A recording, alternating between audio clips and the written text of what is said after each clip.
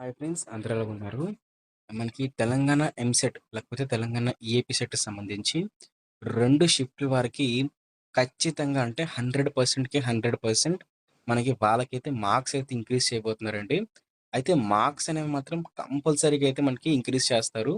Normalisation ప్రక్రియ ద్వారా మనకి 2 షిఫ్ట్‌ల వారికి చూసుకున్నట్లయితే ఖచ్చితంగా కూడా మార్కులైతే ఇంక్రీజ్ చేస్తారండి. అయితే ఏ 2 షిఫ్ట్‌ల వారికి మనకి మార్క్స్ ఇంక్రీజ్ చేయబోతున్నారు? మిగిలిన షిఫ్ట్‌ల వాళ్ళకి కూడా మనకి మార్కులేమైనా ఇంక్రీజ్ చేస్తారా లేదా అని చెప్పేసి తెలుసుకోబోతున్నాం. అయితే ఇక్కడ చూసుకున్నట్లయితే మనకి తెలంగాణ ఎంసెట్ రాసిన వాళ్ళకి 2025లో 2 షిఫ్ట్‌ల వాళ్ళకి చూసుకున్నట్లయితే మనకి 10-15 మార్కులైతే యాడ్ చేయబోతున్నారండి. అయితే తగ్గొచ్చు, మనకి 8 మార్కులు కూడా కొన్నిసార్లు రేర్ కేస్‌లో యాడ్ చేయొచ్చు. అయితే మనం చూసుకున్నట్లయితే ఏ షిఫ్ట్‌లు కానీ చూసుకున్నట్లయితే మనకి మేకి సంబంధించి మే 2 తారీఖున ఆఫ్టర్‌నూన్ షిఫ్ట్ అండి. గుర్తుపెట్టుకోండి, రాసుకోండి ఎక్కడన్నా.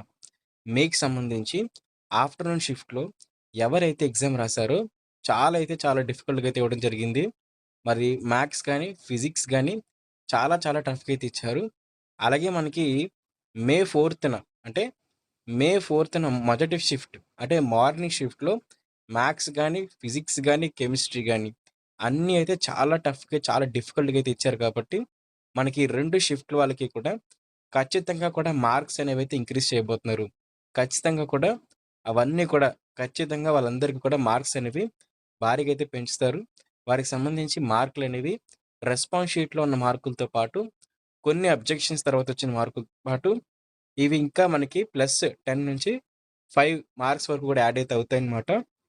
అయితే మిగిలిన షిఫ్ట్‌ల వారికి మార్క్స్ యాడ్ అవుతాయా లేదా అని చెప్పేసి నేను ఇంకొక వీడియో చేసి పెట్టాను. సో, మిగిలిన షిఫ్ట్ వాళ్ళకి ఏమవుతుంది? వాళ్ళకి మార్కులేమైనా తగ్గుతాయా? మార్కులేమైనా అలాగే ఉంటాయా?